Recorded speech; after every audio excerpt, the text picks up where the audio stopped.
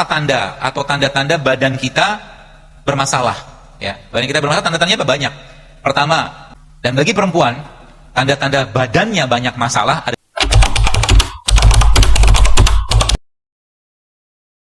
Kita bahas sedikit-sedikit supaya nanti teman-teman paham apa yang harus kita lebih banyak makan, apa yang harus kita kurangi, seperti itu maksudnya.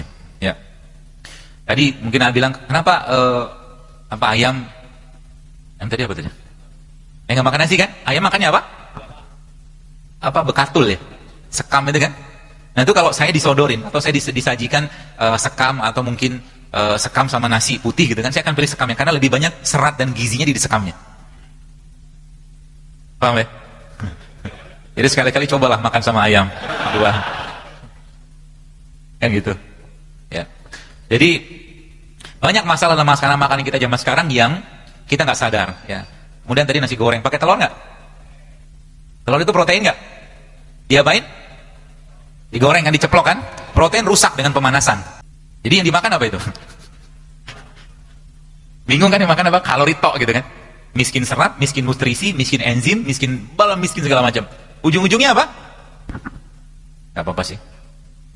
Ujung-ujungnya apa? Tubuh minta istirahat. Semua yang menyebabkan keletihan badan kita, Bapak Ibu sekalian, teman sekalian, maka tubuh pasti akan minta istirahat. Makanya malam dijadikan Allah untuk istirahatnya badan. Ya, malam dijadikan Allah untuk istirahat badan. Maksudnya yang diistirahatkan apa sih? Hormonnya, enzimnya, sistemnya semua diistirahatkan. Itu sebabnya dalam istilah bahasa Inggris, pagi-pagi itu kita sarapan. Sarapan dalam bahasa Inggris namanya apa? Breakfast. Fast yang di break. Betul? Ibarat kata buka puasa. Buka puasa, Rasulullah mengajarkan pakai apa? Udah mulai kelihatan dulunya kan? Kita disunahkan, Rasulullah mengajarkan pagi-pagi itu makan buah. Quran pun mengatakan seperti itu. Jadi lebih baik pagi-pagi itu supaya badannya pun dalam fase pengeluaran. Pagi-pagi kita buang hajat, buang air besar, buang kecil seperti itu. Maka pagi-pagi itu yang paling tepat bukan makan bubur ayam, bakwan. Jadi pagi-pagi ngapain? Minum air putih sudah cukup sebenarnya. Ada makan sedikit buah-buahan ya, dikunyah dengan baik, atau makan kurma sudah cukup pagi-pagi. Dan pagi-pagi juga bukan waktu yang tepat untuk makan karena memang grelin atau hormon lapar itu paling rendah di pagi hari. Jadi kalau orang makannya pagi hari banyak sama kayak siang pasti ngantuk. Sepertinya ngangguk-ngangguk nih para pelaku-pelakunya. Ya. Jadi kira-kira pagi-pagi cocok makan apa? Kapan mau diubah? Besok. Allah saksinya ya. Ya. Kenapa Anda harus hidup sehat? Kenapa kita harus? Jadi gini, saya sering sampaikan bahwa semua syariat dalam Islam itu menyehatkan semuanya. Ya, tapi kita tidak melakukannya untuk sehat. Kita melakukannya karena kewajiban. Ya, maka ada rukun Islam, ada sunnah-sunnah Nabi kita sallallahu alaihi wasallam. Kita lakukan itu semua dengan baik, ngikutin bagaimana polanya. Nggak usah 100% lah, 20-30% udah lumayan bagus. Ya, contoh mungkin saya sering sampaikan berulang dan saya akan ulang kembali. Mengatasi berbagai macam masalah degeneratif atau penyakit-penyakit degeneratif seperti stroke, darah tinggi, kencing manis, asam urat. Bagaimana cara mengatasinya? Gampang sekali. Ya, kalau kita ngikutin polanya Nabi dan memang sains menjelaskan tentang itu. Nabi menjelaskan atau mencontohkan apa? Ada puasa Senin Kamis 2 kali 4 8. Kemudian ada puasa ayam ulbit 3 kali sebulan. Sudah 8 sama 3 udah 11. Plus ditambah lagi dengan pada tanggal 17-nya atau 19-nya atau 21-nya kita berbekam. Itu sebuah metode pengobatan atau detoksifikasi yang luar biasa. Saya barusan dapat video jadi gini. Dan manusia, supaya teman-teman paham ya, kita memang tidak didesain sebenarnya secara bahasan gigi ya. Kita tidak didesain Allah untuk sering-sering makan daging sebenarnya, apalagi tiap hari. Kenapa? Karena gigi kita sendiri jumlahnya kan 32. 4 gigi kita gigi taring, betul? Sisanya kan gigi seri sama geraham. Artinya apa? Artinya 4 taring itu kan porsi hewaninya cuma 15%, sisanya nabati. Gitu lah. Kecuali memang giginya taring semua seperti singa. Tapi singa, tadi video yang saya dapat, ternyata singa itu dalam 1 kali setahun Allah ilhamkan kepada mereka untuk makan rumput. Ada videonya. Itu sebabnya kalau teman-teman kita sakit, biasanya kita kirim apa? Atau kita bawain apa? Buah kan? Ada Anda bawa bakso, mie ayam, apa gitu, nggak ada kan? Pesannya apa? Pesannya, waktu ente lagi sehat, makan ini barang. Supaya badannya tetap fit. Ya, badannya tetap fit. Masa depan kesehatan kita, teman sekalian, akan ditentukan 5-10 tahun ke depan dari apa yang kita makan hari ini. Banyak lagi, tapi salah satunya itu. Ya, maka perhatikanlah, falyanzuril insana ila ta'ami, kata Allah. Maka Al-Quran memberikan pedoman yang luar biasa baik atau luar biasa penting untuk kita, yang itu sebenarnya ada dalam surat Abasa. Dalam surat Abasa. Tapi sebelum itu kita perlu tahu juga kira-kira apa tanda atau tanda-tanda badan kita bermasalah. Ya, badan kita bermasalah, tanda-tandanya banyak. Pertama, bawaannya lemes terus. Ya, bawaannya lemes terus. Kemudian susah turun berat badan. Ya. Kemudian mood swing ini moodnya naik turun. Kalau bahasa kita zaman sekarang baperan. Tanda orang baperan apa? Gampang banget left group. Baru saja dinasihati sedikit, ngomong sedikit, left group. Orang begini Bu, cepat ubanan Pak, Bu. Kenapa? Beban dari dirinya. Maka tadi kalau tadi cerita tentang Rasulullah itu ketika beliau meninggal, ya kita baca kitab-kitab tentang sirah beliau itu, ketika beliau ubannya Rasulullah ada yang menyebutkan cuma 3 waktu meninggal, atau ada yang menyebutkan 11, atau ada yang menyebutkan 20. Orang beruban itu, atau orang beruban adalah tanda penuaan. Tanda udah mau mati gitu lah bahasa kita. Kalau udah tahu ubannya udah banyak, ya udahlah, sering-sering ke masjid lah. Gitu. Tapi yang jadi masalah adalah sekarang baru saja masuk semester 1 kuliah sudah ubanan. Apa penyebabnya? Stres juga ada, mungkin makanan juga. Setiap makanan yang dimakan yang sudah mengalami pengolahan, dipanaskan berulang, dikasih bahan kimia, bahan tambahan pangan, pasti menyebabkan hilangnya elektron dalam badan kita. Kita sebut dengan missing elektron. Jadi kalau teman-teman mau nyobain, ya kalau mau sih, trial gitu kan. Jadi ada satu orang yang kalau teman-teman lihat di YouTube ada satu orang Amerika yang nyobain makan fast food. Film dokumenternya judulnya Super Size Me. Jadi selama 1 bulan dia makan fast food. Gak usah sebutnya mereknya apa. Dan selama 9 bulan ke depan dia harus mendetok badannya dengan keluhan bahkan penyakit hampir 90 jenis penyakit. Ya, seperti itu. Ya, yang akhirnya dia bisa kembali, tapi itu butuh waktu yang lama. Jadi kalau Anda, ya kalau teman-teman di sini pikirkan baik-baik, kita tuh bersyukur banget Allah ciptakan kita dari tanah. Ya. Dalam surat Al-Mu'minun Allah katakan walaqad khalaqnal insana fi ahsani taqwim. Allah walaqad khalaqnal insana min sulalatin min tin. Dan kami ciptakan manusia dari saripati tanah. Kenapa tanah? Karena tanah itu sifatnya nyerap dulu. Dia nggak langsung dia nggak langsung seperti air. Kalau air itu kan langsung larut. Ya, jadi kalau misalkan Anda tiap hari pengen nyampah nggak apa-apa. Nyampah itu makannya nggak sehat bahasa saya gitu ya. Tapi ingat, dia akan terserap sampai akhirnya sebelum penyakit itu datang. Ya, sebelum penyakit itu datang, dia ngasih sign dulu. Signnya berupa apa? Keluhan. Tadi saya sebutkan tadi ada mood swing, kemudian bawaannya marah terus, kemudian cemas nggak jelas, kemudian sensitif dengan makanan tertentu. Kalau dulu Anda bisa makan telur, sekarang nggak bisa makan telur, ada yang nggak beres dengan perutnya. Kalau dulu bisa makan udang, sekarang nggak bisa, ada yang nggak beres dengan perutnya. Kalau dulunya bisa makan katakanlah makanan-makanan yang sifatnya makanan alami gitu kan, sekarang nggak bisa, ada yang nggak beres. Ya, maka kita pahami baik-baik ini teman sekalian. Kemudian juga kalau disini sebutkan occasional headache, jadi tiba-tiba pusing, tiba-tiba apa gitu loh. Jadi kita ngerti dulu badan kita bermasalah. Jadi kesehatan yang benar bukan nggak ada penyakit, tapi kesehatan yang sejati adalah munculnya vitalitas badan kita. Ya, munculnya vitalitas badan. Jadi kita nggak marahnya terkontrol, ya. Kemudian moodnya stabil seperti itu. Ya, itu tanda-tanda badannya fit. Dan itu hanya bisa didapatkan kalau kita mengurangi makan. Kalau kita mengurangi makan, ya, dan tanda-tanda orang banyak makan apa? Ya gemuk, ya gemuk dan seterusnya lah, banyak masalah badannya. Makanya Nabi pernah menyampaikan sebuah hadis bahwa nanti di akhir zaman aku melihat fenomena di kalangan umatku kegemukan di mana-mana. Seperti nggak banyak yang gemuk di sini. Ya. Itu kemudian ada lagi namanya brain fog. Brain fog itu bawaannya dikit-dikit lupa gitu loh. Tadi kacamata saya di mana ya? Tadi sepatu saya di mana ya? Itu brain fog. Otaknya berkabut, begitulah. Kemudian nyeri badan, nyeri sendi, nyeri otot, gitu kan? Yang tidak kalah sering banget dialami banyak orang zaman sekarang adalah bad breath. Bad breath itu mulutnya bau. Mulut yang bau bukan hanya masalah di sini saja, tapi di perut juga banyak masalah situ. Ya, dan badan yang bau. Badan itu maksudnya dia tidak memberikan bukan wangi sih tidak, tapi badan itu tidak atau mengeluarkan bau tidak sedap. Itu gara-gara apa? Bukan. Nanti teman-teman coba deh. Coba dalam 1 minggu itu. Satu minggu di 3 hari aja. Porsi makan Anda lebih banyak sayur sama buah. Nanti bau badannya mulai hilang perlahan. Ya, bau badan mulai. Dan nanti kenapa perlu deodoran? Karena yang dimakan asam. Jadi keringat itu muncul karena asamnya badan kita. Saya juga pernah seperti Anda juga gitu loh. Maksudnya Ya pakai deodoran segala macam gitu kan, apalagi dengan iklan-iklan yang luar biasa. Belum lagi cerita deodoran itu banyak sekali bahan kimia yang nggak perlu kita pakai, ya, bahkan dia bisa memicu banyak masalah dalam badan kita di deodoran ya. Tapi setelah saya perbaiki pola-pola makan, ternyata bau badan juga tidak muncul ya. Dan kita nggak perlu deodoran. Kalaupun perlu deodoran, bisa pakai deodoran alami, jeruk nipis. Jeruk nipis itu bisa pakai buat deodoran. Ya apain? Disemprot.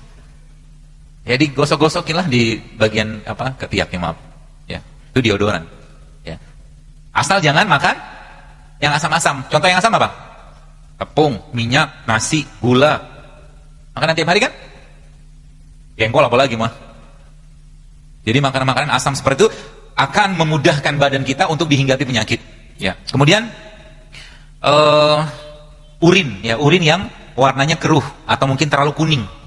Ya. Tanda badan kita butuh didetoks. Maka mendetoks badan kita yang paling gampang sebenarnya kalau kita menggunakan apa yang Allah ciptakan di atas muka bumi, menggunakan air kelapa. Air kelapa itu teman-teman sebagian sudah saya share juga di Instagram juga. Salah satu yang terbaik yang kita bisa gunakan untuk detoks adalah air kelapa yang dagingnya masih ingusan, ya, yang halus banget itu. Jadi teman-teman bisa air kelapa kayak begitu Anda blender sama kurma. Ya, blender sama kurma, atau juga bisa di blender dengan 1 atau 2 kapsul habatus sauda. Ya, itu bisa buat mendetoks badan. Ya, air kelapa. Berapa banyak? Sekali sehari cukup. Ya. Jadi air kelapa ditambahkan dengan tadi kurma, atau air kelapa dikasih madu, atau air kelapa dikasih kunyit, atau air kelapa dikasih jahe, itu mendetoks badan luar biasa itu. Jadi sebenarnya Islam mengajarkan pola hidup sehat ini sangat-sangat low budget.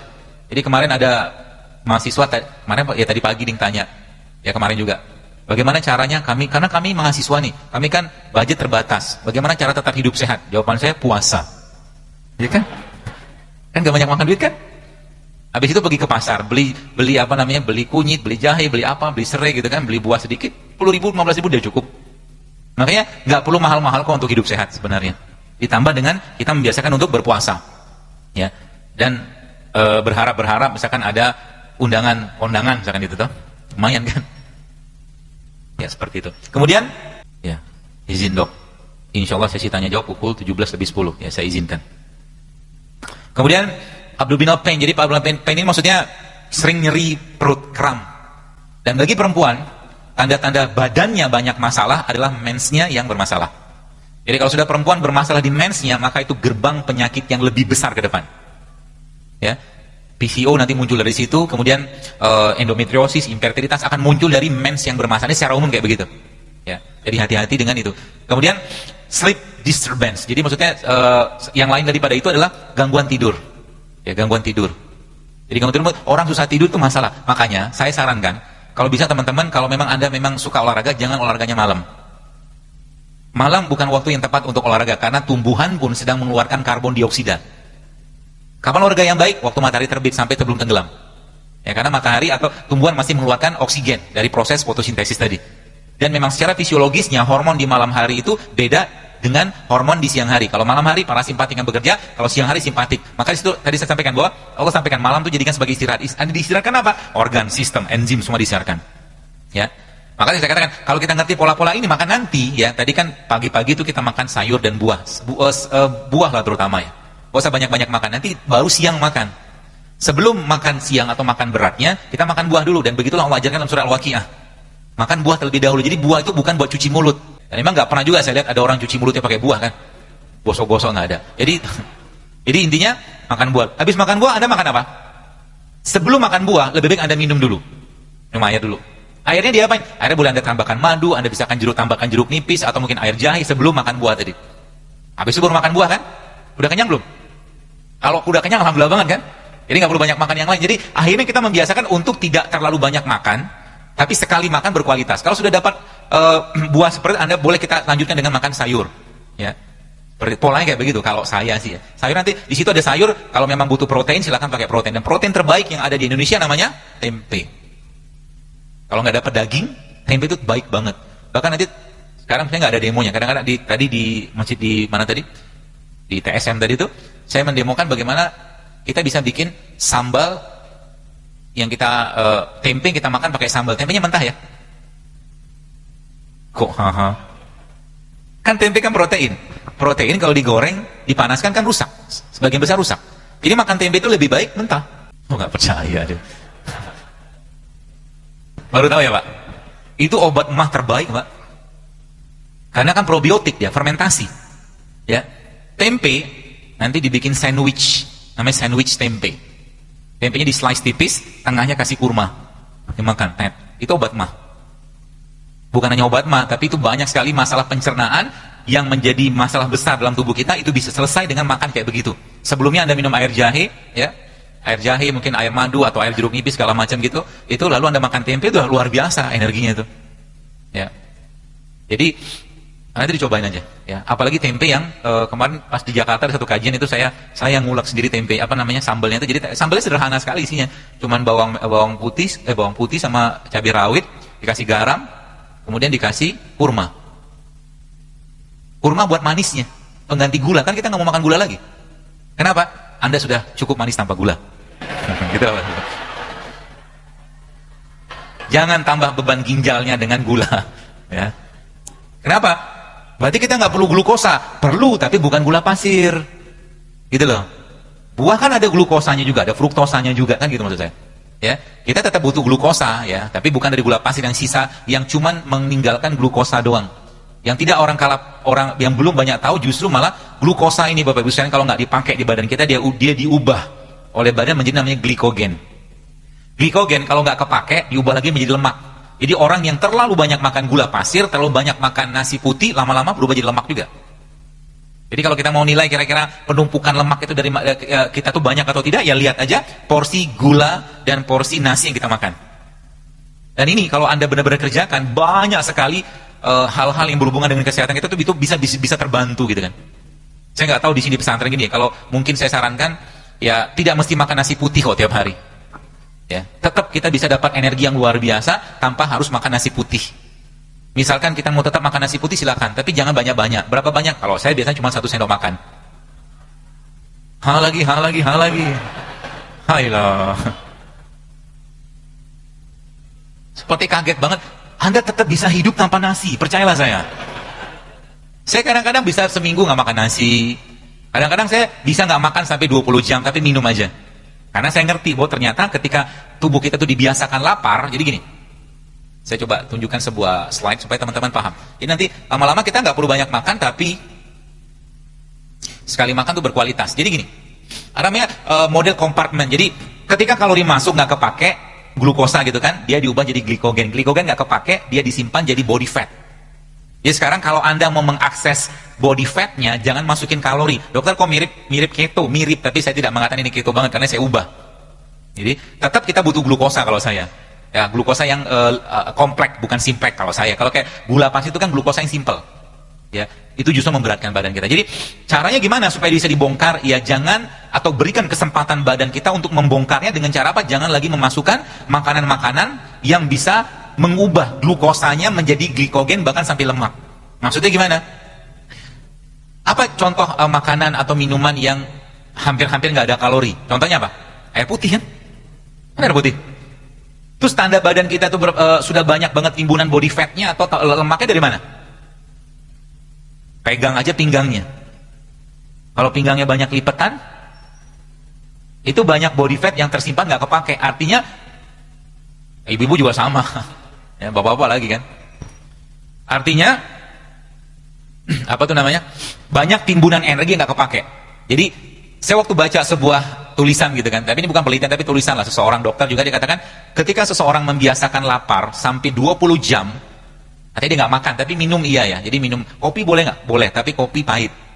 Dia minum air putih atau teh hijau seperti itu, atau makan makanan yang rendah kalori gitu, maka di 20 jam tubuhnya akan menjadi mesin pembakar lemak yang luar biasa.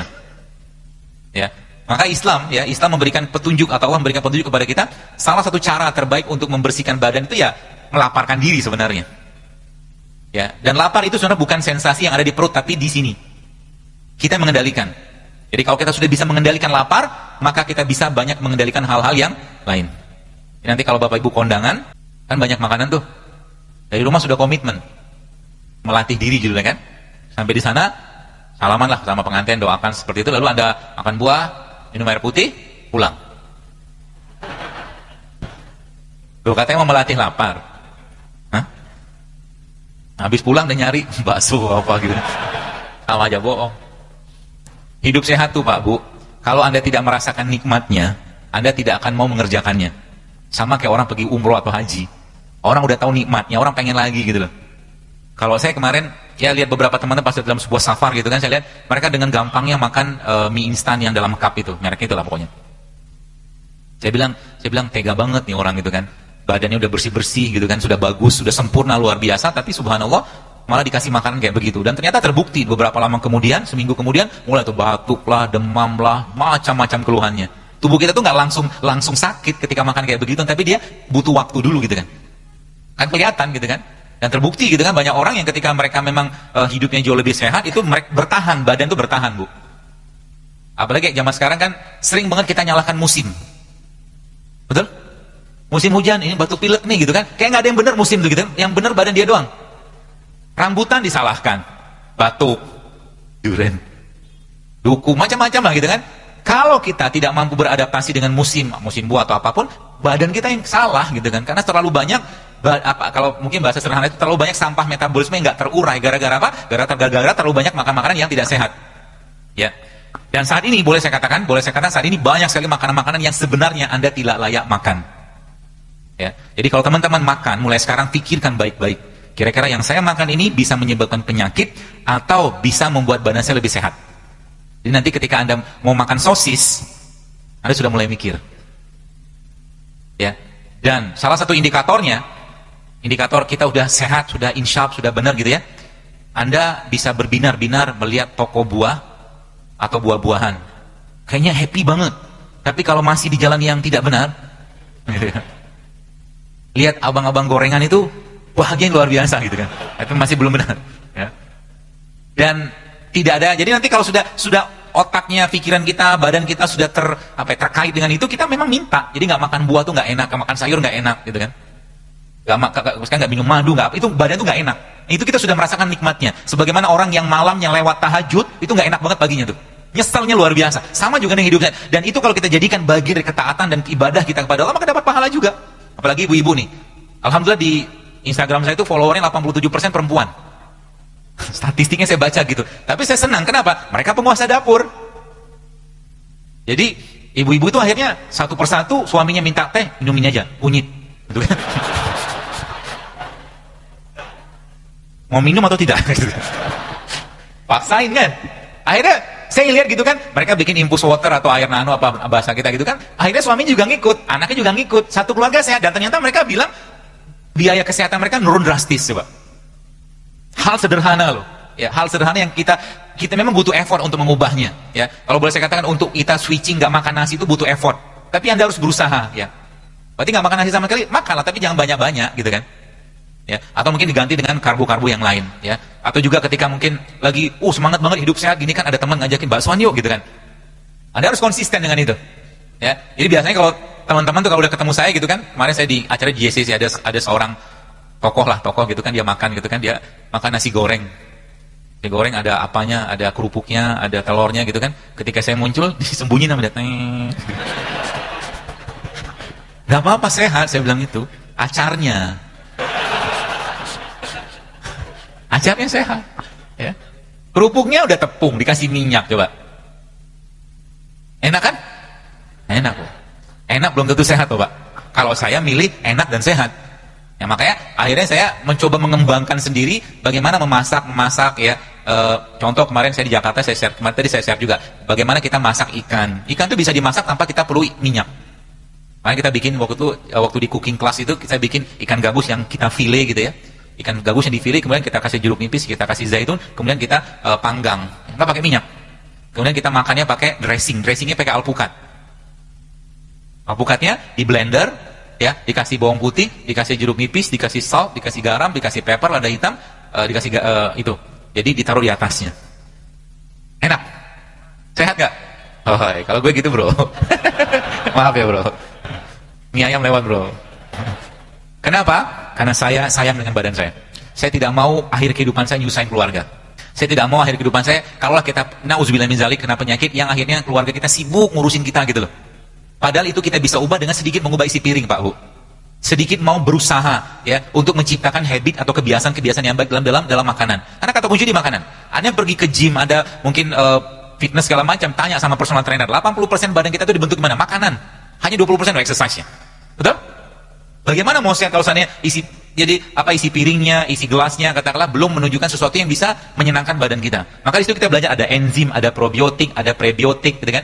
Misalkan kurma itu prebiotik. Maka Nabi katakan di samping memang prebiotik terbaik itu kurma merupakan salah satu makanan yang namanya resistant starch. Resistant starch itu dia bisa memperbaiki isi usus. Jadi coba rutinkan makan kurma setiap hari 7 butir saja, minum air hangat, kurangi makanan-makanan yang tidak sehat, nanti seminggu kemudian Anda akan rasakan badan lebih baik. Hanya makan kurma doang loh. Itu dahsyatnya, maksudnya Allah itu begitu luar biasanya. Kemudian kita di Indonesia kaya dengan rimpang-rimpangan, ada kunyit, ada kencur, ada temulawak, lengkuas seperti itu. Itu luar biasa loh. Di situ segala, jadi gini, kalau kita belajar dalam Al-Quran, Allah katakan dalam manusia kami ciptakan dari saripati tanah. Dan ternyata sains memang menjelaskan kepada kita bahwa komponennya badan kita itu exactly mirip banget dengan komponen tanah. Artinya apa? Kalau Anda mau sehat, maka kembalilah ke produk yang tumbuh di tanah, gitu maksudnya. Apa contohnya? Ya banyak, sayur, buah segala macam. Apalagi tadi saya katakan rimpang-rimpang itu luar biasa. Kalau kita konsumsi dalam jumlah yang sedikit, tidak terlalu banyak, insya Allah efeknya bagus sekali. Ya. Dan jangan pernah bertanya keamanannya. Ya, ada orang bertanya, dok maaf, kalau minum kunyit itu aman nggak? Karena saya baca penelitiannya, kata dia begitu. Karena saya baca penelitiannya, karena ternyata disitu disebutkan kunyit itu kalau diminum, ya bisa menyebabkan mandul. Gitu. Saya jawab, iya, kalau ente minumnya seember. Sekelingking, 2 kelingking, berapa banyak sih gitu loh. Ya orang tua kita zaman dulu juga minumnya kunyit gitu loh. Apalagi kalau ibu-ibu yang biasa masak ya, yang biasa masak itu, maka kalau yang saya kerjakan kalau saya minta masak sesuatu dengan ibu saya, misalkan itu biasa kuahnya saya minum. Ya, pindang atau gula yang tanpa santan, itu kan ada kunyit, ada lengkuas, ada bawang putih gitu, itu saya minum karena itu obatnya di situ. Gitu. Ya, polanya kayak begitu. Maka nanti kalau Anda yang kan saya lihat di sini banyak yang belum menikah. Jadi kalau mau cari jodoh yang tanya sama dia, kamu minum madu sehari berapa kali? Kan pernikahan kan ingin menghasilkan keturunan, betul nggak? Dan sekarang gimana mau menghasilkan keturunan yang baik, katakanlah berkualitas, peradaban Islam, kalau seandainya makannya bermasalah? Karena apa yang kita makan akan membentuk gen.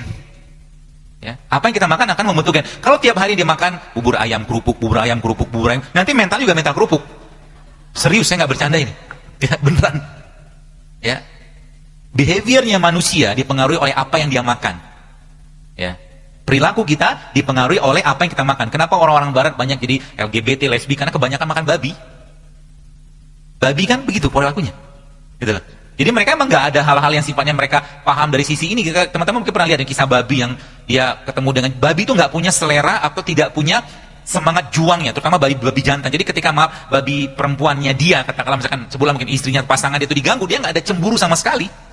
Akhirnya mereka kan begitu kelakuannya kan di sana kan, gitu loh. Jadi makanan mempengaruhi perilaku. Kita tidak mengatakan kita makan babi, tapi makanan-makanan yang melemahkan pencernaan kita itu bisa mempengaruhi behaviornya kita. Karena ada satu quote yang teman-teman perlu pahami. Judulnya itu, quote itu berbunyi, good food is good mood. Ya, good food is good mood. Jadi kalau kita mau dapatkan mood yang baik, maka makanlah makanan yang masih asli alami tanpa diolah. Ya, dan salah satunya adalah ya buah dan sayuran sebenarnya. Apakah dengan ini kita menjadi vegetarian? Enggak, Rasul tetap makan daging, tapi enggak tiap hari juga makan daging gitu loh. Ya. Banyak sekali gen-gen pada tubuh kita ini bisa diperbaiki dengan kita mengubah polanya ke protein atau mungkin sumber-sumber nabati seperti ini. Sesimpel itu sebenarnya. Apalagi kalau kita lihat, Indonesia dijajah Belanda 350 tahun gara-gara apa? Rempah loh. Rempah itu kalau kita optimalkan, itu akan jadi obat yang luar biasa banyak manfaatnya, Pak Bu. Ya. Apa saja mungkin saya coba jelaskan sedikit. Jadi mulai dari, ya ada namanya turmeric, kunyit ya.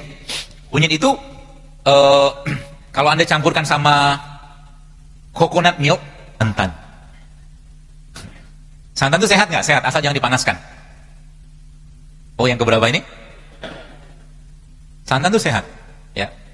Jangan berlebihan dan jangan dipanaskan. Kalau dipanaskan, berulang-ulang dimasukkan makanan di sana, namanya apa? Rendang. Rendang kan begitu kan? Santannya kan jadi sesuatu yang dipanaskan berulang-ulang, dia bisa menghasilkan radikal bebas, teroksidasi, ya. Gitu. Jadi turmeric dia bisa bermanfaat untuk apa? Salah satu anti nyeri, salah satu anti peradangan, salah satu anti aging terbaik itu namanya kunyit turmeric kalau mereka bilang gitu. Kemudian ada namanya ginger. Ginger itu kan apa namanya? Jahe.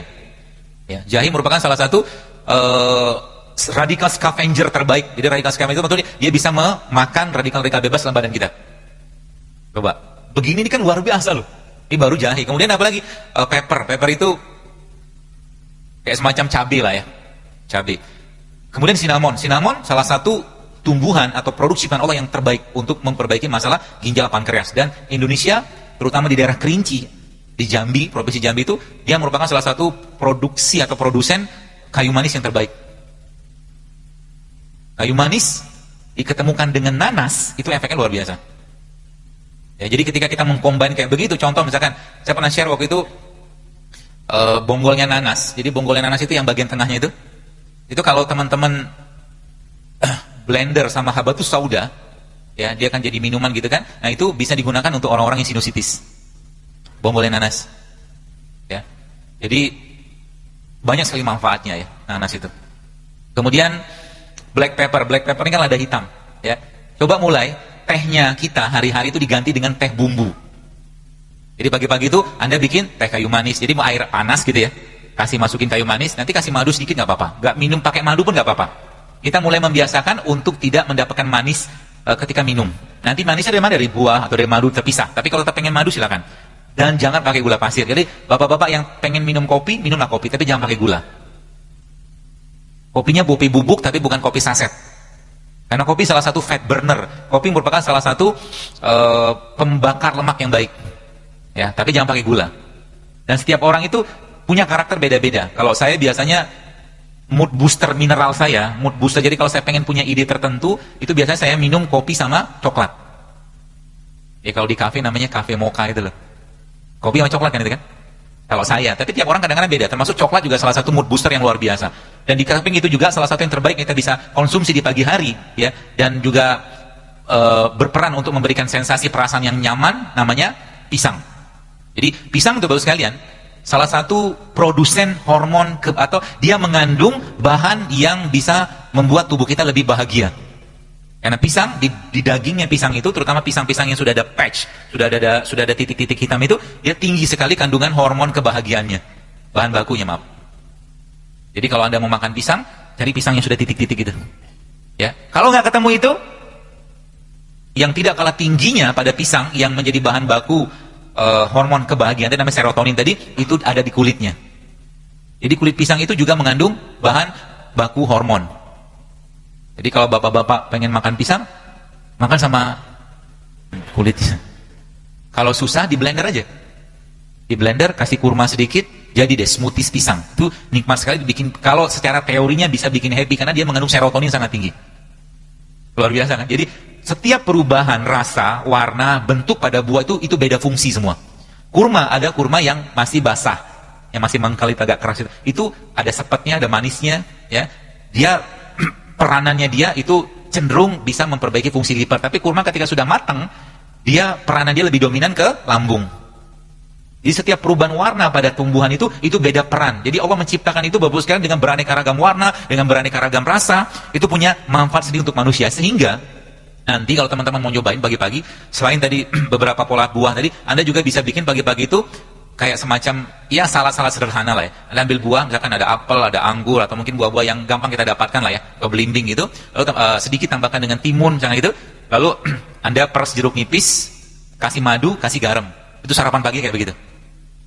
Saat anda sarapan seperti itu, tiba-tiba ada bunyi piring, ting ting ting, bubur gitu kan. Godaan lagi gitu kan. Ya, maksud saya kita harus komitmen ya. Sebab sebagaimana juga dengan orang yang tidak memaksakan dirinya untuk tahajud, sampai mati pun dia tidak akan bisa tahajud. Sampai kapanpun kalau kita tidak mau memberikan yang terbaik untuk badan kita, ya sampai mati juga begini-begini aja terus. Kapan mau hidup sehat? Ramadan sama aja. Betul nggak? Saya tanya, Ramadan buka puasa pakai apa?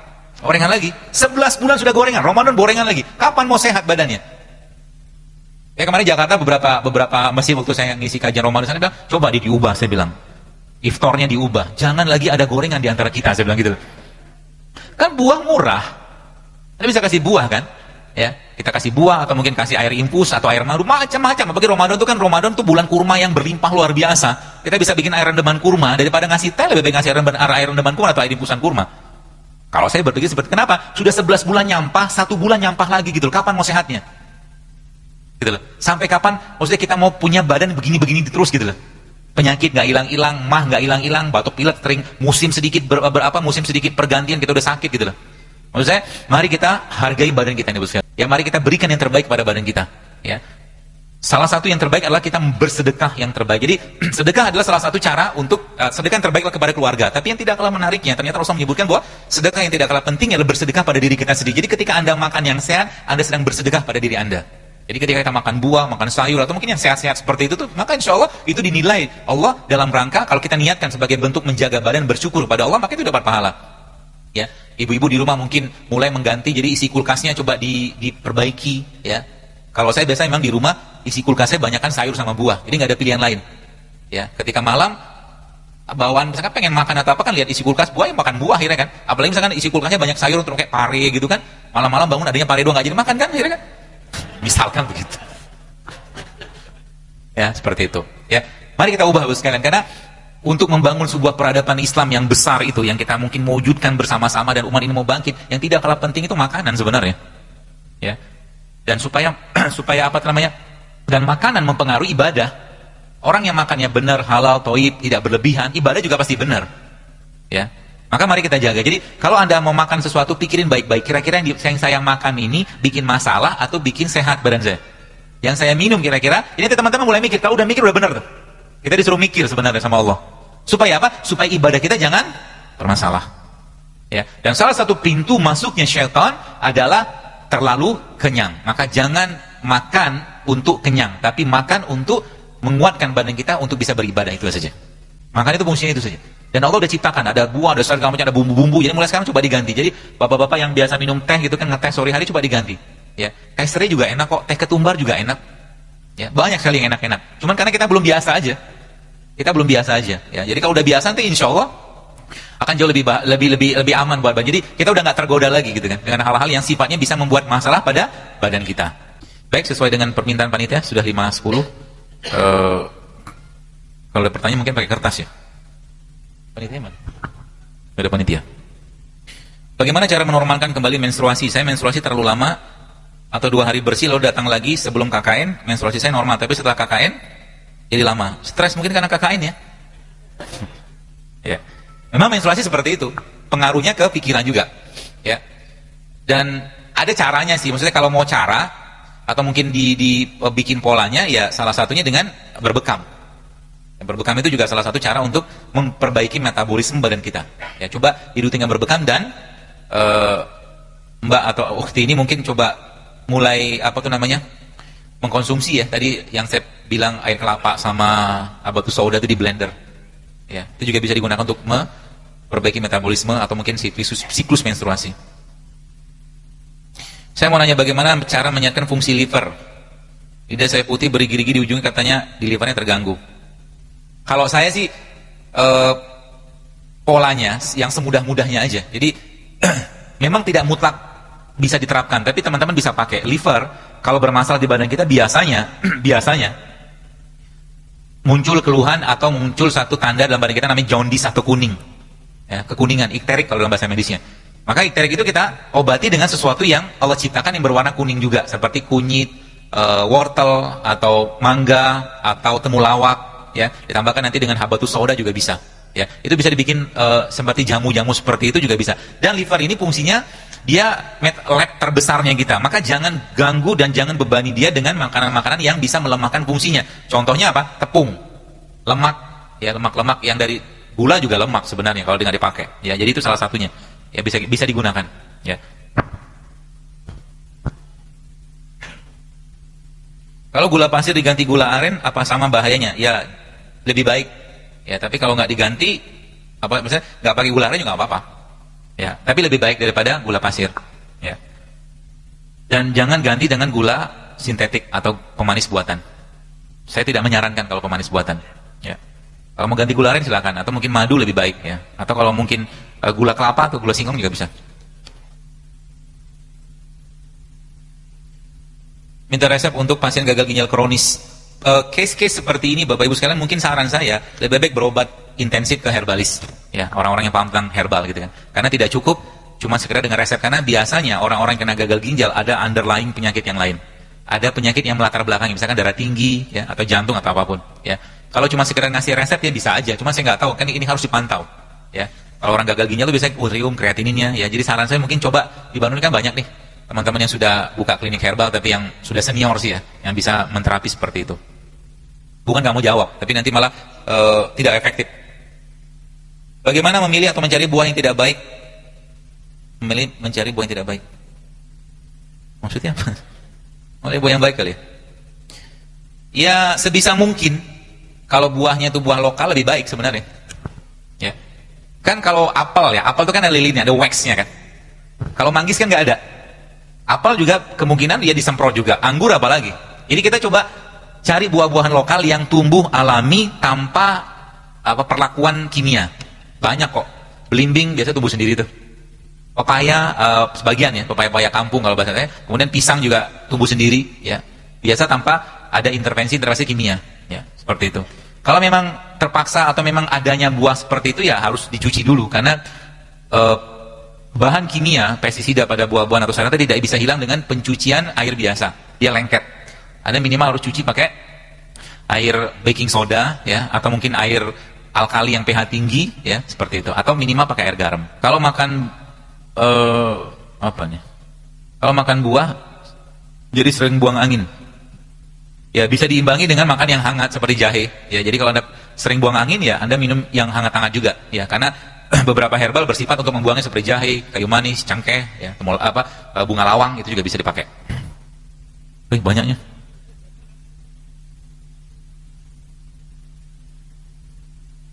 Saya diponis autoimun, bagaimana cara menanganinya?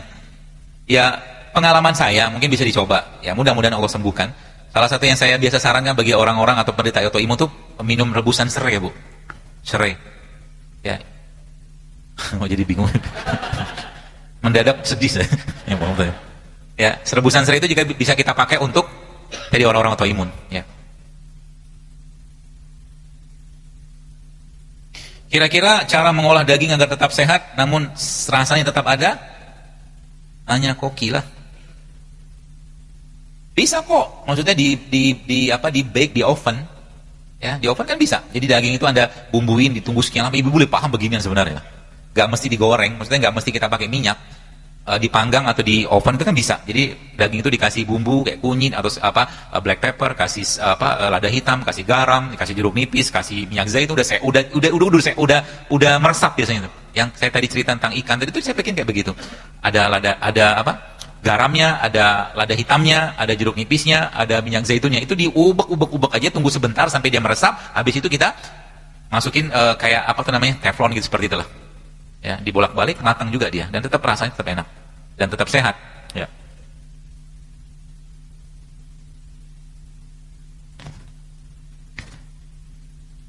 Bagaimana cara mengatasi GERD? Air jahe sama jahe di blender sama kurma disaring, itu bisa. Kasih garam sedikit. Paling gampang, paling mudah ya minum air garam.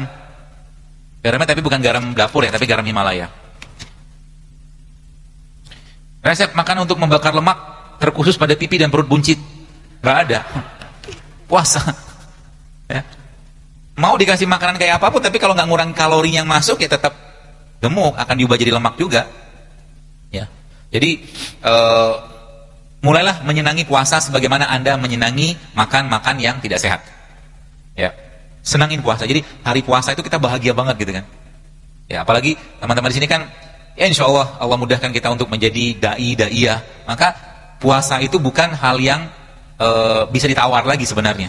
Kalau kita manusia sudah mulai puasa ya, sudah rutin puasa, maka jadikan sebagai gaya hidup kita. Karena memang sains memang menjelaskan tentang itu. Puasa 2 kali seminggu, puasa 3 kali sebulan itu ternyata efeknya luar biasa ke badan.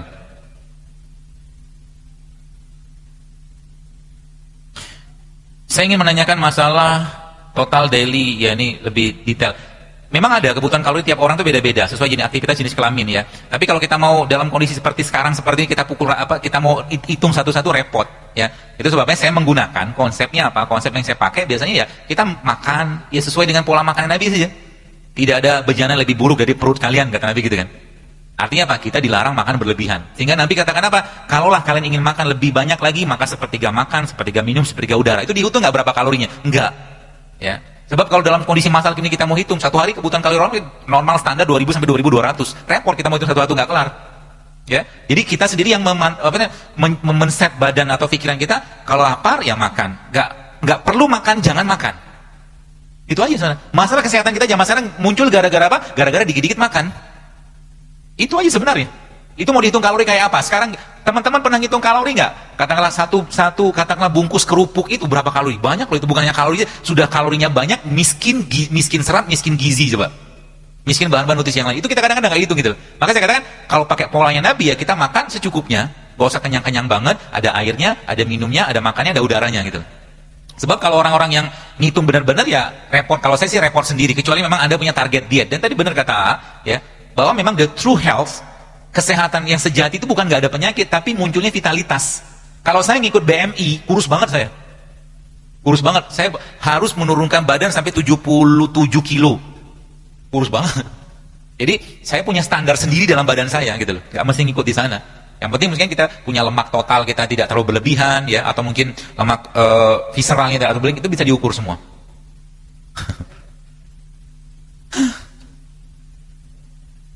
Saya sering cemas apalagi kalau ada berita kematian mendadak. Jadi ikutan takut mati mendadak. Juga sampai jantung berdebar kencang.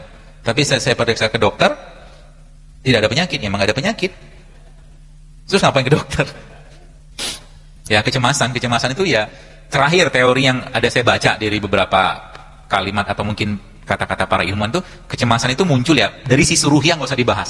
Sisi ruhiyah mungkin kita belum menikmati zikir, iman kita belum kita rasakan nikmatnya. Itu dari sisi iman. Tapi dari sisi mungkin fisiknya disebutkan di situ adalah mineral defisiensi. Jadi orang itu kekurangan mineral. Mineral dapat dari mana? Rimpang, garam, buah, sayur, protein, prebiotik, probiotik, itu mineral semua itu. Ya. Jadi mulailah rutin makan itu ya tiap hari. Mungkin teman-teman di sini yang Anda mungkin pas kerja atau mungkin sekolah atau nyantri atau nyantren gitu kan, tidak ada salahnya Anda mulai mengubah isi air putihnya itu dengan misalkan masukin kurma di dalamnya, atau Anda masukin kayak jahe atau mungkin kunyit, itu juga punya efek yang baik ke badan ya. Dan itu menjadi asupan mineral buat badan juga. Satu lagi ya. Nggak bisa dibaca semua.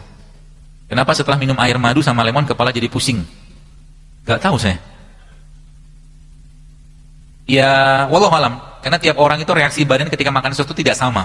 Ya, pendekatan-pendekatan seperti ini ya mungkin tiap orang itu akan beda. Ada orang yang memang cocoknya minum air lemon sama madu, ya, air hangat atau saya kasih garam. Ada yang cocoknya minum air jahe sama madu. Nah, kita lebih paham. Ya, kita lebih paham sehingga nanti cocoknya minum apa, minumlah itu. Banyak orang tanya, kenapa setelah minum ini, saya jadi gelingan segala macam, ya nggak usah minum kalau gitu. Cari yang lain yang lebih aman, cari yang lain yang lebih tidak mengganggu badan kita. Ya, saran saya begitu. Terakhir ya, nambah lagi.